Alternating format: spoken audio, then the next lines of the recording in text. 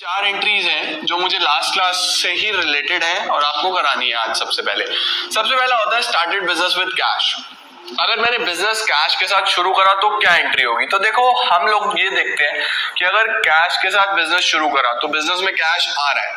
Business में cash आ रहा है क्योंकि बिजनेस अलग है, ओनर अलग है। आप अगर बिजनेस शुरू करते हो तो आप बिजनेस में पैसा लगाते हो ना, बिजनेस के पास पैसा आ रहा है और जो भी आता है उसको डेबिट कर दो। Debit what comes in, cash आया तो एंट्री क्या होगी मेरे पास? Cash account debit. Cash account debit, तो एंट्री हो गई कैश अकाउंट डेबिट। अब डेबिट का रूल तो हो गया। क्रेडिट व्हाट गोज आउट, क्या कुछ जा रहा है? नहीं जा रहा। क्रेडिट द गिवर, गिवर कौन है? गिवर है यहाँ पे ऑनर। पैसा प्रोवाइड करने वाला कौन है? ऑनर। अब ऑनर के लिए हम यहाँ पे क्रेडिट करते हैं ऑनर को, लेकिन ऑनर को रिप्रेजेंट क्या करता है? उसकी कैपिटल। ऑनर को रिप्रेजेंट क्या करता है? उसका कैपिटल। तो हम लोग कैपिटल को क्रेडिट करेंगे टू कैपिटल अकाउंट। ये कैपिटल अल्टीमेटली किसको रिप्रेजेंट करता है? ध्यान रखना, ओनर को ही रिप्रेजेंट कर रहा है। तो यहां पे रूल क्या लग रहा है? Debit what comes in, cash is coming in and credit the giver. Giver कौन है? ऑनर। लेकिन ऑनर का हम कभी नाम नहीं लिखते हैं, हमेशा उसके लिए अगर पैसा लगा रहा है तो क्या वर्ड यूज होता है? कैपिटल। कितना पैसा? 1 लाख रुपीज। 1 लाख। अगर पैसा लगाया तो वर्ड यूज होता है कैपिटल। सिमिलरली अब लिखा है withdrawn cash from business. Owner ने ही पैसा निकाल लिया बिजनेस से अपने पर्सनल यूज के लिए, तो डेबिट व्हाट कम्स इन, क्या कुछ आया? कुछ नहीं आया बिजनेस में।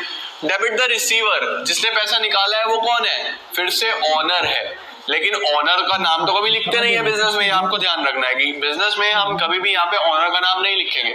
तो जब पैसा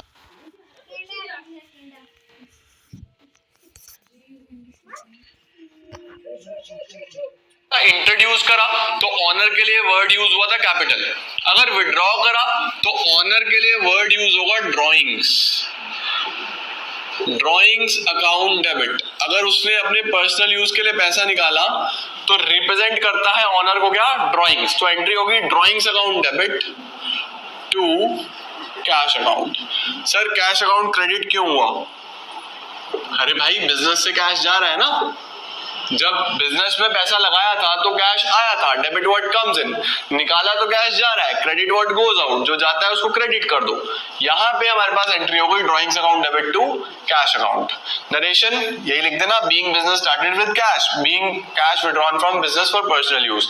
अगला, goods return to X. Return to X, हमने गुड्स कर दिए हैं वापस। इसका मतलब हमने कुछ सामान खरीदा होगा, उसमें कुछ फॉल्ट होगा या उसमें कुछ कमी होगी जिस वजह से वो ठीक नहीं लगा हमें, तो हमने कर दिया रिटर्न। अगर गुड्स रिटर्न करा है एक्स को तो ये क्या बनता है? ये बनता है परचेज रिटर्न। मैंने जो भी सामान खरीदा है मैं अगर वापस करता हूं तो उसको क्या बोलता हूं? Purchase return. और goods returned by X, X ने हमें वापस करा, हमारे पास सामान आ रहा है, तो इसको क्या बोलते हैं हम लोग? Sales return. इसको क्या बोलते हैं हम लोग? Sales return. तो अगर मैंने गुड्स रिटर्न करे या गुड्स रिटर्न आए तो ये वर्ड यूज होते हैं। अब देखो, डेबिट वर्ड कम्स इन, मैं इसकी बात कर रहा हूं। अगर मैंने गुड्स वापस करे तो क्या कुछ आया? कुछ नहीं आया। डेबिट द रिसीवर, किसको वापस कर रहा हूं? क्या उसका नाम है? Yes, x is the receiver. तो एंट्री होगी एक्स अकाउंट डेबिट। अब देखो, अगर मैंने सामान ये जो गुड्स हैं ये वापस कर दिए तो जो मेरा खर्चा था वो अब कैंसिल हो गया। अभी तक जो परचेजेस में खर्चा लिख रहा था वो जब वापस हो गया तो कैंसिल हो गया, तो उसको लिखने के लिए मैंने डेबिट करा, तो अब मेरा फायदा हो गया। ये खर्चा नहीं हो रहा तो फायदा हो रहा है ना। तो अल्टीमेटली मैं यहाँ इसको क्रेडिट करूंगा नॉमिनल रूल के तहत ही। नॉमिनल रूल के अंडर ही इसको मैं कर दूंगा टू परचेज रिटर्न। और आप ये चीज वैसे भी ध्यान रखो कि परचेज रिटर्न परचेजेस में से माइनस होता है। परचेजेस अगर डेबिट होता है तो परचेज रिटर्न हमेशा क्रेडिट होता है, ये बात ध्यान रखना। परचेजेस ऑलवेज डेबिट होगा और परचेज रिटर्न क्रेडिट होगा। X account debit to purchase return. सामान खरीदते हुए सिर्फ डेबिट होता है परचेजेस। अगर आपने गुड्स निकाल के घर ले गए तो क्रेडिट भी हो सकता है, लेकिन यहाँ पे परचेज रिटर्न क्रेडिट क्यों हो रहा है? क्योंकि ये परचेज में से माइनस होता है, एक तरीके से एक्सपेंस आपका नहीं हो रहा। अब X account debit to purchase return account कितना? 5000। ठीक है जी। अब लिखा है goods return by X, X ने सामान वापस करा। अगर एक्स ने सामान वापस करा तो देखो जो हमारी इनकम होनी थी, यानी जो हमने अपनी इनकम को क्रेडिट करना था, या जो हमने सेल क्रेडिट करा हुआ था, सेल हमने क्रेडिट करा हुआ था ना, वो नहीं हो रहा, वो सामान वापस आ गया, तो मैं इसको डेबिट कर दूंगा। डेबिट में क्या लिखूंगा? Sales return, sales return account debit to, कौन गिवर है? गिवर कौन है? किससे आया सामान, किसको क्रेडिट करें? एक्स। 5000। तो इस तरीके से रिटर्न वाली एंट्री हो जाती है। ये started business with cash, cash withdrawn, ये हो जाती है कुछ एंट्रीज। अब मुझे आपको कराना है नेक्स्ट कॉन्सेप्ट।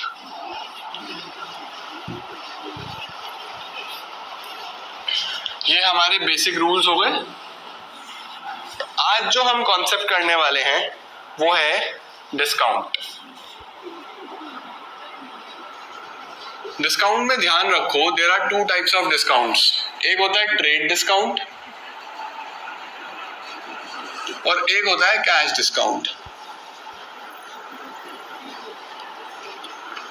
एक ट्रेड डिस्काउंट होगा और एक कैश डिस्काउंट होगा। अगर मैं बात करूं ट्रेड डिस्काउंट की, तो गाइस ट्रेड डिस्काउंट वो डिस्काउंट है जो आपको दिया जाता है हर कस्टमर को, provided to every customer.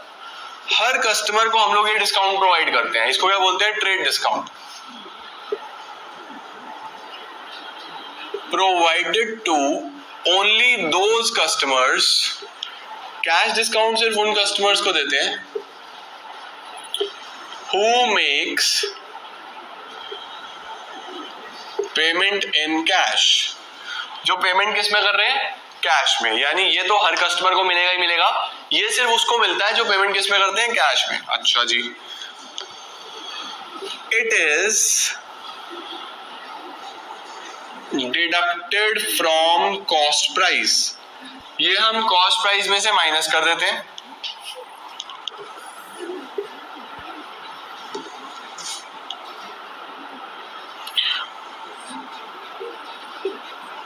MRP लिख लो, it is deducted from MRP. Cost price भी मत लिखो क्योंकि प्रॉफिट भी जुड़ा होता है उसके अंदर।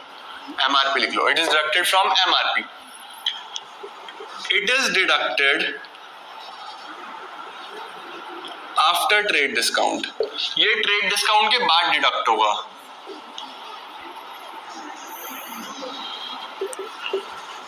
It is not shown separately in books of accounts. Only amount is deducted. इसको हम अलग से नहीं दिखाते, इसका सिर्फ अमाउंट डिडक्ट कर देते हैं। It is shown separately in books of accounts. इसको सेपरेटली बुक्स ऑफ अकाउंट्स में दिखाना होता है। इसको नोट डाउन करो और मैं आपको कुछ एंट्रीज की हेल्प से बताता हूं कि ये क्या हो रहा है और कैसे हो रहा है। कुछ ट्रांजैक्शंस लिखता हूं।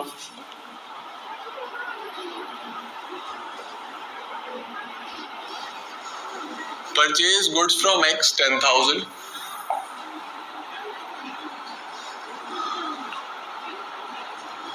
purchase goods from X 10,000 at 10% trade discount। मैं शॉर्ट में TD लिख देता हूं इसको।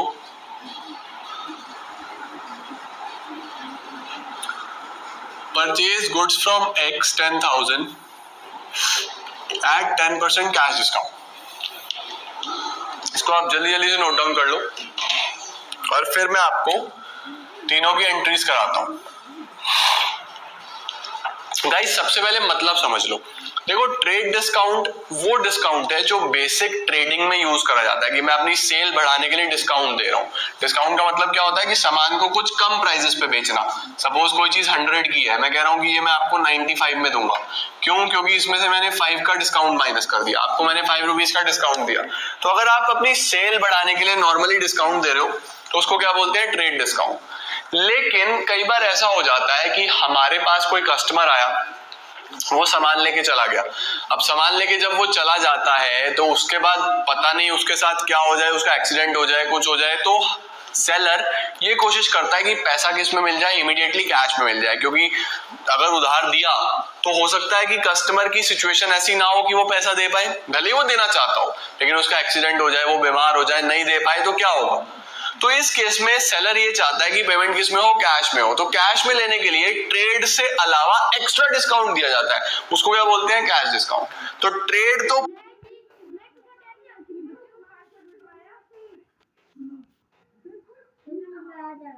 प्रोवाइडेड टू एवरी कस्टमर, हर कस्टमर को दिया जाता है, लेकिन कैश डिस्काउंट सिर्फ उस कस्टमर को मिलता है जो पेमेंट किस में करता है, कैश में। ट्रेड डिस्काउंट एमआरपी में से माइनस कर लिया जाता है और ये ट्रेड डिस्काउंट के बाद माइनस करा जाता है अगर दोनों हो तो। इसको हम बुक्स ऑफ अकाउंट में अलग से नहीं दिखाते, इसको अलग से दिखाते हैं। ये कैसे होता है ये मैं आपको दिखाता हूं अभी करके। देखो, purchase goods from x, goods खरीदे तो गुड्स आपके एक्सपेंसेस हैं, रूल्स के हिसाब से डेबिट ऑल एक्सपेंसेस, ये एंट्री मैं आपको बता चुका हूं। तो एंट्री क्या बन जाएगी, purchases account debit to giver कौन है, टू एक्स अकाउंट 10,000 10,000। देखो ये कैश की ट्रांजेक्शन नहीं है, इसमें नाम है, और जब भी नेम होता है तो आपको पता है कि ये क्रेडिट ट्रांजेक्शंस होती है। इसके बाद परचेज गुड्स फ्रॉम एक्स 10,000 नया आया एट 10% ट्रेड डिस्काउंट।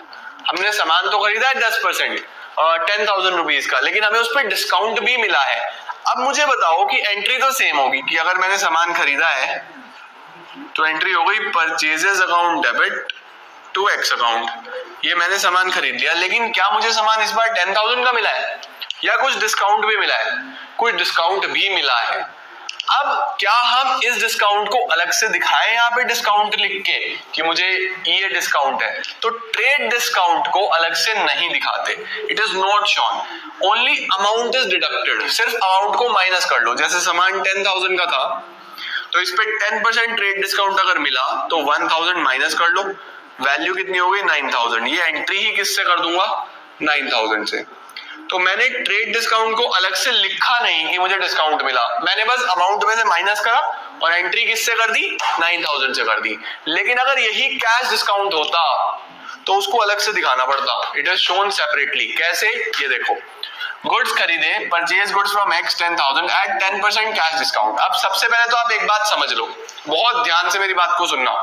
अगर यहाँ पे कैश डिस्काउंट है, इसका मतलब ये डिस्काउंट तो तभी दिया जाता है when a customer make payment in cash. अगर कस्टमर किस में पेमेंट कर दे, कैश में, और अगर कस्टमर ने कैश में पेमेंट कर दिया तो ये नेम का रेलेवेंस खत्म हो गया, इस नाम को आप पढ़ोगे भी नहीं। क्यों, क्योंकि कस्टमर ने पेमेंट किस में करा, कैश में, तभी तो कैश डिस्काउंट मिला होगा। यानी कि इस ट्रांजैक्शन में आपके पास कैश ट्रांजैक्शन है, ये भले ही नाम लिखा हो, लेकिन कैश डिस्काउंट जैसे ही आ गया तो किसको इंपॉर्टेंस देनी है, कैश को। तो अगर गुड्स खरीदे हैं तो गुड्स तो आपके एक्सपेंसेस हैं, परचेजेस अकाउंट डेबिट, इस बार पैसा जा रहा है टू कैश अकाउंट, इसलिए हम लोग क्या करेंगे, टू कैश अकाउंट। बट देखो, गुड्स थे 10,000 के, डिस्काउंट है 1,000, आप पे कितना कर रहे हो, 9,000। ये 1,000 कैसे निकाला मैंने, 10% लिखा है ना, 10,000 पे 10% विल बी 1,000। आपके पास सामान 10 का है, आप पे कर रहे हो 9, ये 1,000 का कैश डिस्काउंट है। क्या इसको हम सेपरेटली लिखते हैं, yes, it is shown separately, इसको दिखाते हैं। अब सर कैसे दिखाएं, देखो सामान 10,000 का था, आप उसके लिए 9 पे कर रहे हो, तो 1,000 का आपका बेनिफिट, आपकी इनकम गेन है या नहीं है, मुझे बताओ आप। अगर 10,000 वाला सामान आपको 9 में मिल रहा है तो इज इट योर गेन, क्या आपका फायदा है, यस ऑफ कोर्स फायदा है कि सामान 10,000 का है, पे कर रहे हो 9, तो 1,000 का फायदा है या नहीं है। और कोई भी गेन होता है उसको क्या करते हैं, क्रेडिट। लास्ट रूल क्या बोलता है, debit all expenses losses, credit all incomes and gains. तो ये जो 1,000 का गेन है और ये मुझे दिखाना भी है तो मैं इसको क्रेडिट करूंगा to discount received account. Goods कितने के, 10,000, मैंने पे कितना करा, 9,000, मुझे फायदा कितना हुआ, 1,000। देखो, ट्रेड डिस्काउंट में बस दिखाना नहीं था, फायदा वहां भी हुआ था लेकिन दिखाना नहीं था, it is not shown separately. इसको दिखाते नहीं है, बस अमाउंट से माइनस कर दिया था, लेकिन इसको अमाउंट से माइनस नहीं करा, इसको दिखाया कि पे करा 9, 1,000 का डिस्काउंट मिला। बात समझे, क्रेडिट क्यों हुआ, क्योंकि इस बार आपका फायदा था। अगर आपने सामान बेचा होता, सपोज सेल होती, 10 की जगह आपको 9 मिलते, तो वहां पे आपका लॉस होता, आप उसको फिर डेबिट करते। क्यों? क्योंकि लास्ट रूल बोलता है debit all expenses and losses. आओ वो भी बताता हूं आपको। ये नोट डाउन हो गया। अब इसको मैं थोड़ा सा बदल देता हूं, इसको नोट डाउन कर लो, फिर मैं थोड़ा सा चेंज करता हूं। इन्हीं ट्रांजेक्शन्स में थोड़े थोड़े चेंजेस करता हूं। यहाँ फ्रॉम को हटा देता हूं, बस फ्रॉम की मुझे नीड नहीं है। अब मुझे थोड़ा सा चेंज करना है। मैं यहाँ पे परचेजेस की जगह लिखता हूँ सोल्ड, यहाँ पे भी सोल्ड, यहाँ पे भी सोल्ड, और फ्रॉम की जगह कर देता हूँ टू। चलो, sold goods to X, sold goods to X, sold goods to X. Sold goods to X 10,000, हमने गुड्स सेल करे हैं एक्स को 10,000 रुपीज में। आप मुझे एंट्री बताओ। सिर्फ नेम है तो उधार की ट्रांजेक्शन है, तो अगर सामान बेचा है तो कैश तो आया नहीं है, तो पहला रूल तो लगेगा नहीं, डेबिट द रिसीवर लग जाएगा। तो X account debit to sales, ये एंट्री कैसे होती है मैंने आपको लास्ट वीडियो में सिखाया था। X account debit to sales 10,000 10,000, this is done. Okay, second, sold goods to X 10,000, इस बार भी सामान बेचा है लेकिन इस बार डिस्काउंट भी है, 10% का डिस्काउंट है, तो एंट्री तो सेम है, X account debit to sales account, but जो डिस्काउंट है वो है 1,000 और हमने यानी कि सामान था 10,000 का, बेचा 9 में, 1,000 का हमने इस बार डिस्काउंट दिया है लेकिन ट्रेड डिस्काउंट है। क्या इसको सेपरेटली दिखाना है? No, it is not shown separately, बस अमाउंट में से माइनस कर दो, तो वैल्यू कितनी आएगी? 9,000 9,000। Okay, third transaction, third, sold goods to X 10,000 at 10% cash discount. ध्यान दो, इस बार कौन सा डिस्काउंट है? ये कैश डिस्काउंट है गाइस। अगर डिस्काउंट कैश है यानी सामान बेचा और पैसा आ गया, कैश आ गया मेरे पास, तो यानी कि नाम का रेलेवेंस खत्म, एक्स का रेलेवेंस खत्म। सामान बेच रहा हूं तो cash is coming in, cash आ रहा है, तो एंट्री करूंगा cash account debit, cash account debit to sales account. But ध्यान दो, 10,000 का सामान मैंने 1,000 के डिस्काउंट पे 9,000 में बेचा, but this is cash discount, और कैश डिस्काउंट को सेपरेटली दिखाना होता है, इट इज शोन सेपरेटली, ये दिखाना पड़ेगा। अब अगर ये मुझे दिखाना है, इन केस मुझे ये दिखाना है, तो मैं इसको कैसे दिखाऊंगा? सोचो, 10,000 का सामान की जगह मुझे 9,000 कैश में मिल रहे हैं, मुझे मिल कितना रहा है? 9,000। ये गुड्स कितने के हैं? 10,000 के, तो अल्टीमेटली 1,000 का लॉस हो रहा है या नहीं हो रहा है? सामान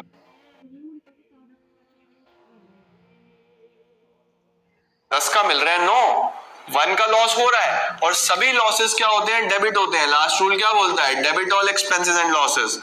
तो इस बार मैं करूंगा डिस्काउंट को डेबिट, और जब भी लॉस होता है तो हम लिखते हैं discount allowed, discount allowed account debit 1,000। तो देखो कैश डिस्काउंट अलग से दिखाया, इस हिसाब से चल गया।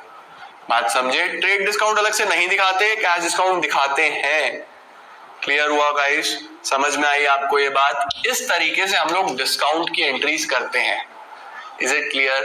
आपको अच्छे से समझ में आया? तो that's all for today guys. आज मैं इतना ही रखूंगा। अगली क्लास में आपको कुछ और एडवांस एंट्रीज कराऊंगा और कुछ और डिस्काउंट वाली एंट्रीज की प्रैक्टिस करेंगे। आज का आपका होमवर्क यही है कि आप इन्हीं एंट्रीज को एक साथ लिख लो। आज मैंने आपको जितनी भी एंट्रीज कराई, 4 पहले कराई, फिर 3 कराई, फिर ये 3 कराई, इनको एक साथ लिखना 10 को, और क्लास खत्म होने के बाद उसको करके देखना। ओके गाइस, फिर अपनी बुक के कुछ क्वेश्चंस कर लेना और सब कुछ हो जाएगा। That's all for today. Thank you so much.